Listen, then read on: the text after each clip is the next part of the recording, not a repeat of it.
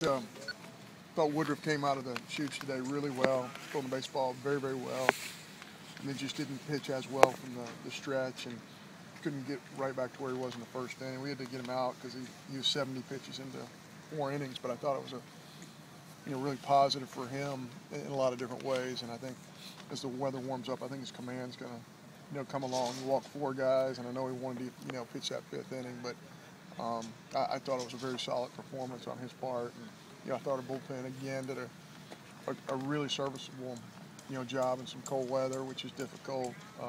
Preston Ross did a great job. Then he came in and did well. Milesy came in and did what we needed him to do. Gave up a couple of hits, and Trevor in his 2nd inning I thought really got it going there. So I think that was positive. We created some offense tonight. Made the one error there at third base that hurt us because that led to more runs than we wanted it to. Really on a very simple play. So I think we progressed tonight. I think we got a lot of people involved.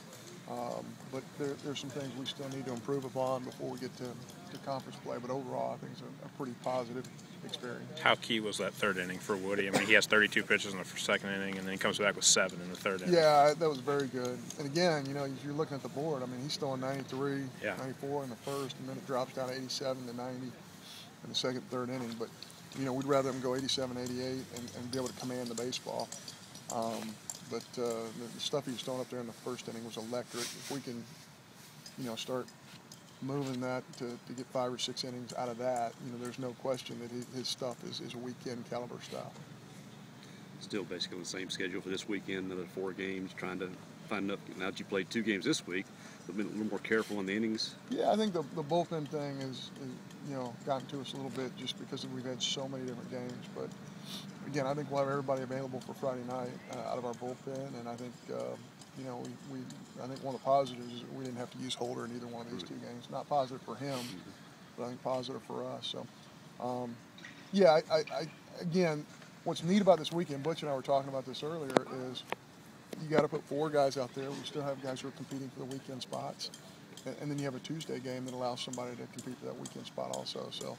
And quite frankly, we need some guys to go out and have a little bit better start than they did last weekend, and I think those guys are chomping at the bit. So, the only thing that's not positive about this weekend is you're concerned about, 6 or 7 hours worth of Saturday and not very warm weather. Thank goodness it looks like it's not going to rain, but at the same time, it's going to be cooler temperatures, and that means we need a lot of grills fired up in the outfield to keep a lot of people warm. But that in itself, when you're on the mound, is a little bit more of a challenge. Not only on the mound, John, but at second base, a lot of different positions. You got competition going, looks like. Yeah, we do, and I think Matthew Britton all of a sudden has put together some really good swings, and and some guys who obviously Sammy has come in and played very well defensively and taking some good swings. So yeah, we have some great competition going on in many spots. Any updates as of now on both Wes and Hunter? Wes felt like he could have played today, but again, as cold as it was, we just didn't want to risk it. Hunter felt like he could have given us, a pinch hit type performance tonight, but again, in the cooler weather, we didn't want to do it. So we'll wait and see what Friday's like, for those guys. But I think they're progressing a little bit every day. Thank you, guys.